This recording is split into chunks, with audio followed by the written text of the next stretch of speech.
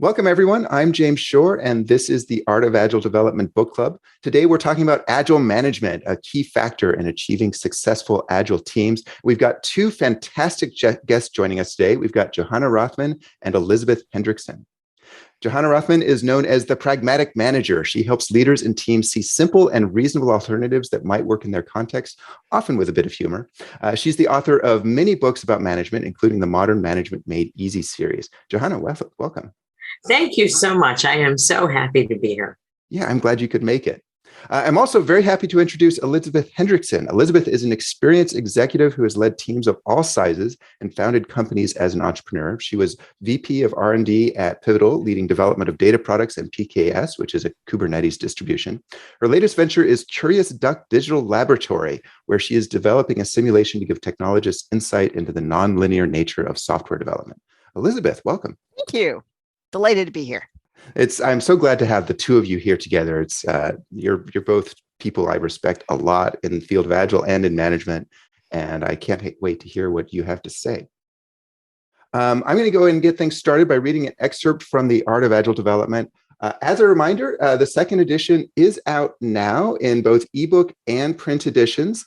You can get it from Amazon by visiting jamesshore.com/s/buy-AOAD2. And you can find excerpts and bonus material, such as these book club sessions recordings, by visiting jamesshore.com/s/AOAD2. Management. We help our teams excel. Stakeholder demos and roadmaps allow managers to see what their teams are producing. But managers need more. They need to know whether their teams are working effectively and how they can help them succeed. Unlike the other practices in this book, which are aimed at team members, this practice is for managers. It's primarily for team-level managers, but the ideas can be applied by middle and senior managers as well. In an environment where teams decide for themselves how work will be done, what do managers do, and how do they help their teams excel? Most organizations use measurement-based management, gathering metrics, asking for reports, and designing rewards to incentivize the right behavior. It's a time-honored approach to management that stretches back to the invention of the assembly line. There's just one problem. It doesn't work. Theory X and Theory Y. In the 1950s, Douglas McGregor identified two opposing styles of management, Theory X and Theory Y. The two styles are each based on an underlying theory of worker motivation. Theory X managers believe workers dislike work and try to avoid it. They have to be coerced and controlled. Extrinsic motivators such as pay, benefits, and other rewards are the primary mechanism for forcing employees to do what is needed. Under Theory X management, the design and implementation of extrinsic motivation schemes using tools such as measurement and rewards is central to good management. Theory Y managers believe workers enjoy work and are capable of self-direction. They seek responsibility and enjoy problem solving. Intrinsic motivators, such as the satisfaction of doing a good job, contributing to a group effort, and solving hard problems, are the primary drivers of employee behavior. Under Theory Y management, providing context and inspiration so workers can work without close supervision is central to good management. Measurement-based management is a Theory X approach. It's based on using extrinsic motivators to incentivize correct behavior. Agile, in contrast, is a Theory Y approach. Agile team members are expected to be intrinsically motivated to solve problems and achieve organizational goals. They need to be able to decide for themselves what to work on, who will do it, and how the work will be done. These assumptions are built into the foundations of Agile. Theory Y management is expected and required for Agile to succeed. Theory X management won't work. Its reliance on measurements and rewards distorts behavior and creates dysfunction. So let's go ahead and get started with our first discussion prompt. I think I'll direct this one at Johanna to start with, and then Elisabeth, you can jump in. So Johanna, the book makes the case that Theory Y management is necessary for Agile to thrive. Do you agree with that? I mean, is that basic assumption true to start off with? Oh, yeah. Actually, in the Modern Management Made Easy series, I kind of demolished Theory X management for any kind of knowledge work. While we have used it in the past, it has rarely worked. And the good thing is, because I am a seasoned worker, right? Also known as old, that's the gray hair. But I actually got started working as a software developer back when I had a ton of freedom to make my decisions with a group of people, right, my colleagues, for the betterment of the product, and to experiment a little bit in how I worked with them. My boss, in fact, Elisabeth, you actually tweeted this a couple of years ago, that it's not about delegating tasks, it's about delegating outcomes, problems with outcomes, right? That was, I believe that's what you said in your tweet. And I said, this is exactly what I mean. So my managers all those years ago delegated outcomes to me. And it was not until the rise of the Gantt chart that my managers wanted to know what I was doing every single day. Mm-hmm. Now, I have always been a very big fan of inch pebbles, which is how I know what I'm doing every single day, right? 1 or 2 day tasks that are either done or not done sound a lot like 1 day stories to me. But when my managers delegated the problem, that was totally theory Y. When they started to delegate tasks, that's totally theory X. Yeah. Elisabeth, you've been an executive, you've been at management and a lot of organizations. Would you agree with this about theory Y? And if you do, what should people who are in theory X organizations do? Because it does seem theory X seems more predominant now than it was 20 years ago, as Johanna was mentioning. Oh, that's so sad. I don't necessarily see that it's more predominant, but I'll just echo what Johanna was saying. Daniel Pink also pretty much demolished Theory X and the idea of extrinsic motivation for anything that looks at all like knowledge work. And I see in the chat, somebody is pointing out that Diana Larson's been talking about software development as, of course, knowledge work, and she's referring to it as learning work. Mm-hmm. And yes, as an executive, from my point of view, the team is the agent of work. The unit of work is units of value, like delivering business value. And it's ultimately up to the team, given a goal and some constraints in which that team operates, to figure out how best to deliver the value at small increments so that we can steer as an organization. So it doesn't mean there's not a role for leaders and managers in an agile organization, but it does fundamentally change the relationship between the team and management. Yeah. So if you're a manager, let's say a team level manager, or even I'm not in love with the term, but an individual contributor, a team contributor in an agile in an organization, and you're being managed by people with a theory X mindset, what should you do? I mean, what are your options in that situation? I think you've got a lot of options, because one of the talks I've given is influence is greater than authority. And I think a lot of times people don't realize the extent to which they have the ability to influence the organization. So one of the first things is just to have that conversation with the Theory X manager, who may not actually be fully aware of what they're doing, or they think it's what they're supposed to be doing. This is especially true with inexperienced managers who have recently taken on the mantle of management, and they were promoted because they were amazing at actually hands on the keyboard doing the job. And so they think it's their job to go tell everybody how as opposed to what. And so having a very frank and private, don't embarrass them in public, but a private conversation with them about, hey, let's talk about these concepts that the team is the agent of work. Let's talk about what the effect of what you're doing and how that is affecting the organization. And, even if that doesn't work, you still have more options, because you can create little pockets of agility, even in the most dysfunctional of organizations. Again, this is a call-in show. I'd love to hear from all the rest of you in the audience. Just raise your hand in Zoom. Have you been in a Theory Y or Theory X organization? And what have you done? What was that like? Excuse me. Johanna, you work with a lot of organizations as a management consultant. What do you say or do when you talk to people with this Theory X mindset? So I asked them, well, and let me just build on what Elisabeth said. She said she sees it at the from team member to manager. I see this at all levels. Almost all the managers I see are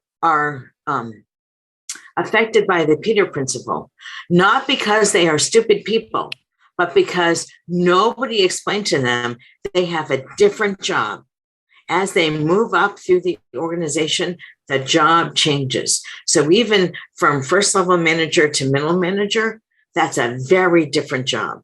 And they have a lot of pressure from above to keep doing that first level manager job, right? So the micromanagement comes down from the top. So you asked me a different question, which is, what can people do? I would say that people take the theory why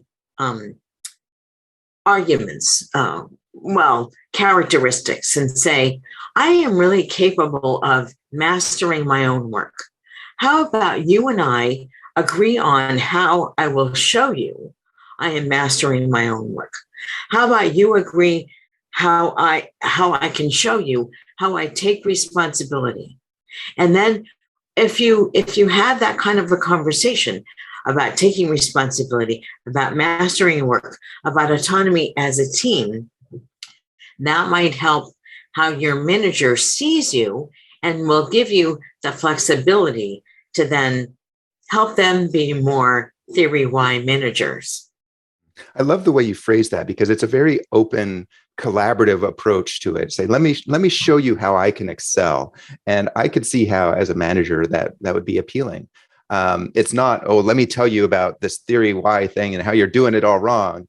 But instead, let me help you. Steve has a comment. Steve, welcome to the show. Yeah, thank you.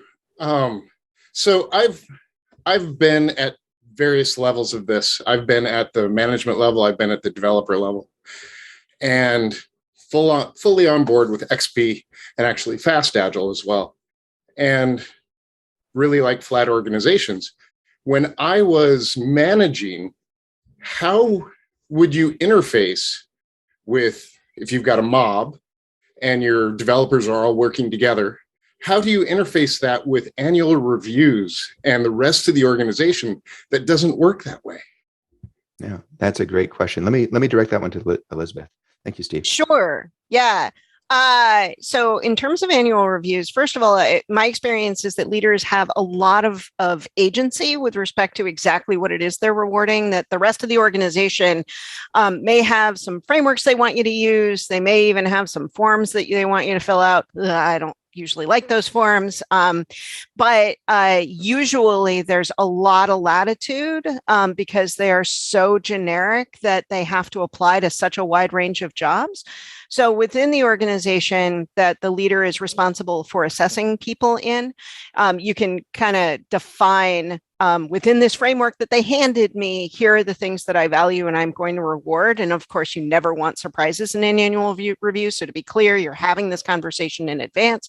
And some of the key things that I would be looking at rewarding people for, I want to reward the behavior that we want and the culture that we want within the organization. So things like collaboration, and you specifically mentioned mobbing. So if mobbing is part of the way that we work, then all of the skills that go with mobbing well are skills that I'm going to be assessing on, even if it's within the context of this framework that I've been handed. So good communication skills, understanding the process that we follow. There should be a way to assess that. Good collaboration skills, helping other people skill up and learn. Technical mastery, as people get better and better at the specific skill sets, the languages or whatever technical skills you have going on in the organization. So I see that Jay also made a comment about managers are expected to be the bridge. And this is one of the ways in which a manager becomes a bridge to the rest of the organization, by taking that framework that you've been handed and tailoring it in appropriate ways to make sure that you are, in fact, recognizing the things that will help someone succeed within your pocket of the organization that you're responsible for. Fantastic. Thank you. And thank you for the question, Steve. I'm going to switch gears for a moment, and I want to talk about, so we've talked about the importance of theory X, or theory Y versus theory X. Now I want to talk about what do managers actually do? I mean, what does theory Y management look at like in practice? And I'm in the book, I focus mostly at team level management, but feel free to address it at the other levels of the organization as well. And Johanna, why don't we start with you on that one? So when I think about the first thing I want agile managers to do, and that is to define the overarching goal for a given team's work and for my work as a cohort, right? Regardless of the level of management I am at, I want to work with my peers as a cohort. We have an overarching goal. I want the teams I lead and serve to work as cohorts. That means they need an overarching goal. And that means I probably need to manage up, because very few organizations I see, well, I'm a consultant. People don't call me when things are going well, right? They only call me when things are, not so hot. So I often see that the senior leadership does not have an overarching goal. So I will work on an overarching goal. And that takes many, many forms, not just asking the question, because that can be a little boring. What's the overarching goal for this work? Yeah, maybe not that. But to understand what are the outcomes we're looking for. That's a really good way to talk about our deliverables and the overarching goal. There's a question that's come up in the chat around sort of building on what Steve asked, which was about rewards and promotion, and gave Elisabeth a chance to answer about annual reviews. So let me just ask you, Johanna, what's your take on rewards and promotions in a theory Y mindset? So in the best possible worlds, we would be able to do rewards and compensation all through the year, not just at one particular time. And we would have sufficiently narrow salary bands with expected behaviors associated with them, so that when somebody was ready for a promotion, that they would understand the criteria and we would have the money. That's the best of all possible worlds. I don't see that very often. In fact, the salary bands and the criteria I see are often very wide and not nearly specific enough. So I have been doing a bunch of work with HR on how do we define the characteristics and behaviors we want from people. I have a degree in computer science. It's so old. It is meaningless. I have a master's degree. Again, so old, it's meaningless. Why would you care about the degrees I have? That was the entry point for getting into this career. And you don't need a degree to get into this career, but I needed it back then. But why are those criteria for anything at all? It's much more about how do we influence and coach other people so that we share the what we know and what we need to know around the organization and with our teams. So I am working on different kinds of criteria and then working on the salary bands that work with them. I do not have a recipe for this. Maybe Elisabeth does. Yeah. Well, I love this idea of the narrow bands with clearly defined capabilities and skills and traits that people express, rather than these broad bands that you see in a lot of organizations. Again, love to hear from all of you, your experiences with Theory Y management. Elisabeth, what does great Theory Y management look like from your perspective? Yeah, I'm going to echo an awful lot of what Johanna said, possibly in slightly different words. And I will say, incidentally, I see something that I think looks very similar to what Johanna sees with respect to upper management and goals, except the way I see it is they usually have too many. They want all the things and are struggling to prioritize. So great Theory Y management involves setting that goal that Johanna talked about, the overarching, and I think of it in terms of goals and constraints. And I totally agree. And somebody said in the chat as well, having everyone on the team have the same goal. really, for a theory Y manager, you do absolutely have a responsibility to the people who report to you for professional development, but that's very different from individual goal setting. So you're not setting those, okay, hey, James, in the next quarter, you're going to produce this document or build this feature or whatever. That's a very theory X kind of approach. And instead, you're saying, all right, here's a team. Now, to me, a team is 2 or more people united by a shared mission with a set of working agreements for how they execute towards that mission and a shared sense of success and failure. So as a manager within operating in a theory Y kind of way, you're making sure that your team can actually act as a team. That means they have a shared mission. An awful lot of times, teams that don't act like teams don't have that shared mission. You're making sure that they have the skills and the space to set their own working agreements, to reflect and adapt, to figure out how to work together more effectively. And you're making sure that there is a shared sense of success and failure. So there can't be any of this, the hole is in your side of the boat thing, where some of the team members are lauded and praised and the other team members are chastised for not actually accomplishing the goal. No. Then you're setting up a very divisive situation. So as a leader, you want to make sure that shared goal, working agreements, shared success and failure. And then with respect to, I do want to talk briefly about the whole promotions thing, because one of the things that I'm seeing, at least in Silicon Valley, it's very common to have the notion of a promo packet. And some organizations leave that responsibility entirely up to the individual to prepare their own promo packet. And this is where I think that an effective manager really has an opportunity to support your people and to be an effective manager within the organization, to help your people put together their promo packet, to be their champion. It is your responsibility to get them feedback and to deliver it in a way that they can really absorb it. That's going to help them with their professional growth as they grow into whatever career path they want. So I'll just stop there because that was a lot of words. Yeah, no, that's yes, fantastic. I have opinions. You said something early on. I want to repeat because it's something I see as a consultant as well, which is that at this more senior level, the problem seems to be prioritization. It's really hard for people to stop, especially in the parts of the organization where they're interfacing with expectations from the rest of the organization. It's really hard to say no to many things so they can say yes to one thing. Which is not necessarily the focus of our conversation today, but wow, I've seen that so much.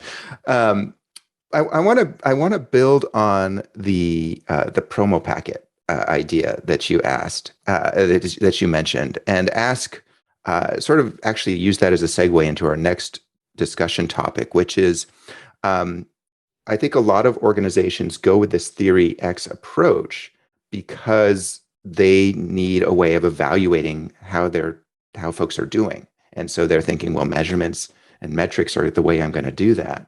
So how let me send this one to Johanna. How do you evaluate somebody's performance or a team's performance? How does accountability fit into this? All these things that people use metrics for. If we're not using extrinsic motivators, what do we do? So I'm going to blame this on HR, because HR needs a reason to exist that is not just keeping the company out of court. So that's HR's reason right now, is to keep the company out of court. So they think we need everybody can be evaluated in this way, right?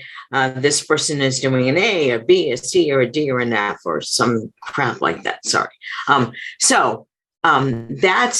That's where HR comes in with the standard evaluation forms. I look for outcomes, right? If we say to a team, right, if we are agile managers and we say to the team, we want you to deliver these outcomes, preferably by this time, with this effect on our customers or users or whatever, now you've delegated the problem to the team. And the team, now you can say to the team, your responsibility is to keep me updated on your progress and to tell me if you run into any blockers. And I might ask you to report on your cycle time just so I can see if you have bottlenecks. If your cycle time starts off at 1 day for a story and it extends on a regular basis to 3, 4, and 5 days, I will ask you questions about that, not because I want you to reduce your cycle time, although I might, but you are discovering something in the system. Is it the system of code? Is it the system of how we work here? Is it the system of you need people over there, you're on a project and it needs to be a program?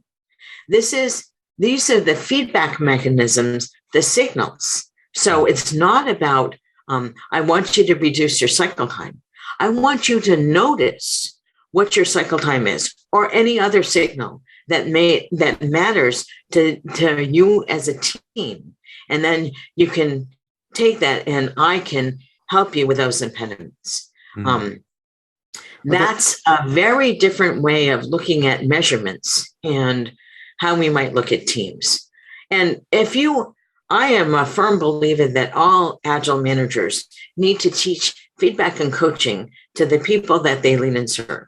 If we cannot offer each other feedback as team members, how are we ever going to be able to figure out how to talk to each other, right? So, and we have to be able to offer each other coaching. When I lead my cohorts, whether it's for the writing workshops or for the leadership workshops, people give me feedback all the time. They coach me all the time. It's actually very fun and very interesting. Yeah. I guess that raises the question for me, what is the role of the manager in teaching their team members and providing coaching to their team members? What does a manager do to help their team improve and improve their capability and capacity? Why not have a lab where you teach them feedback and another lab where you teach coaching and you practice? I mean, Elisabeth and I have been doing simulations for years and years. Many, many years. And part of the teaching is to practice and then debrief what happened during the practice. I actually have an example of this in one of the Modern Management Made Easy books. I actually say, in 45 minutes, here's how you can run a feedback lab. Here's how you ask the questions. This is not the end. This is the beginning of the learning. Practice and then see what happens. Fantastic. David has a comment. David, welcome to the show. I'm fascinated by these words that in the best possible worlds would be able to assess throughout the year and have sufficiently narrow bands with associated behaviors and understand criteria. So what we've just been talking about, cycle times and like looking at those system effects, I'm doing that. And then the other part of how do you tell someone what is the thing they need to do to get to the next level becomes a bit of a challenge to figure out those specific things without creating a gameable system, because a lot of the behaviors we want aren't really gameable. So if it's like, oh, if you're doing that, that, and that, then you're moving up. It's like, okay, you are doing that, that, and that, but there's sort of like a missing magic that if you were just doing that, that, and that, you shouldn't be getting promoted. How do you handle that sort of tension? Let me direct that one to Elisabeth. Elisabeth, what's your take on it? Yeah, I'm not sure that I would make my bands quite as narrow as Johanna, incidentally, because I do think it's super hard. Like you're implying, it's super hard to define how do you distinguish a level 4 from a level 5 in a 17 level system. But to answer your question, I in terms of promotions, first of all, of course, we have to have agreement across the organization on, let's say you've got 6 levels that go from junior to principal or staff engineer. What is the distinction between them? And part of what I try to do in influencing an organization that I'm part of is, or if I get to set the criteria, then I set it as 3 areas. And then within each area, there's a lot of subtlety as you're describing. But the 3 areas are technical, process, and collaboration. And so the technical skills, obviously, like let's say you're a Ruby on Rails shop, that object-oriented understanding, but also the technical understanding of the framework, and maybe you believe in full stack engineers, and so there's technical ladders for the JavaScript side, the CSS side, the whatever, all of those tech skills, or networking, or databases, or et cetera, right? Technical skills. Those, I think we all, from an industry standpoint, kind of have a handle on. The harder ones are process and collaboration skills. And this is where I think you're talking about the behaviors. So from a process standpoint, things like we practice TDD here. And so actually practicing TDD, getting good at TDD, getting really good at TDD, helping other people learn TDD. And that starts to get into the collaboration skills.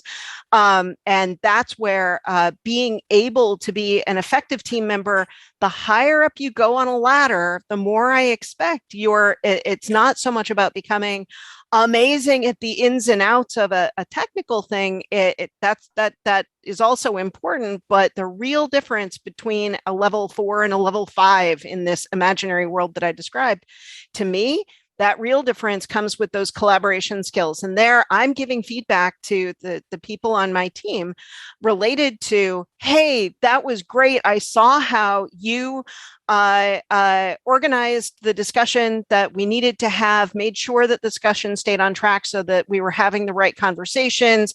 I saw how you did some glue work within the context of that discussion to really ensure that we were all looking at the same thing. Those kinds of pieces of feedback, that all goes into the individual performance evaluation, which even within an Agile context, you're going to have people, if you're doing it right, you're going to have people at a variety of levels. And so you're not going to wait until the entire team is operating at that super high level before the junior people get promoted.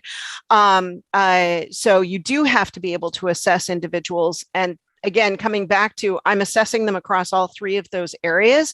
And the collaboration area is going to be a little bit squishier and a little harder to say, here's the exact behaviors. You're going to organize 3 meetings a week. Wait, what? That's not the goal, right? So I don't know, I'll stop there and see if that addressed your question. Did that answer your question, David? It did. Yeah, I love that you mentioned glue there, and actually it sparked on this idea that maybe we can measure glue, by noticing it, and it's not something that's explicitly happening in any of my environments, is trying to note and account for the glue. Yeah, I think that does go a degree, and I also saw the link shared by Johanna, which I'll look into. So I'm definitely lots to learn, but thank you for the feedback. Yeah. Thank you for your comments, David. We're getting low on time, but any brief comments on this topic, Johanna? Elisabeth and I had not talked about career letters before this, but I am working on career letters that are code-based technology, process and influence, and people leadership. We did not talk about that. I've delivered several workshops. I'm working with organizations about this now. That was from last year. The link I put into the chat was from last year. So I do find it interesting that Elisabeth and I continue to think very similarly, even when we don't talk to each other.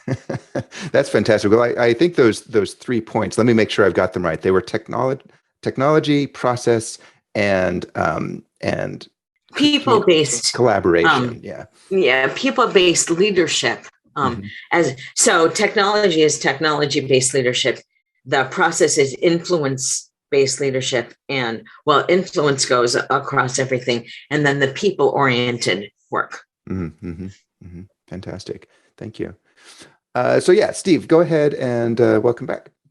Yep. So say you have a style-wide group team in the organization. It's a small group within the larger organization, but it could be 60 or 100 people, but it's a 6,000 person organization.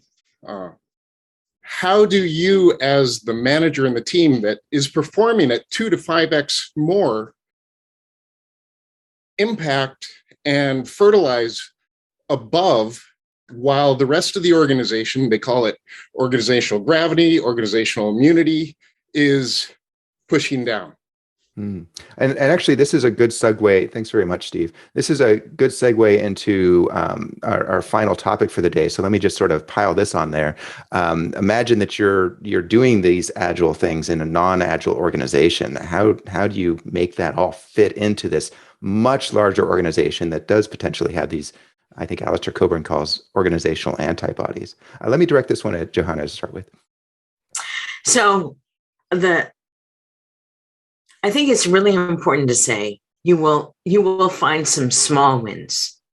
However, the culture of the organization defines what you can and cannot do.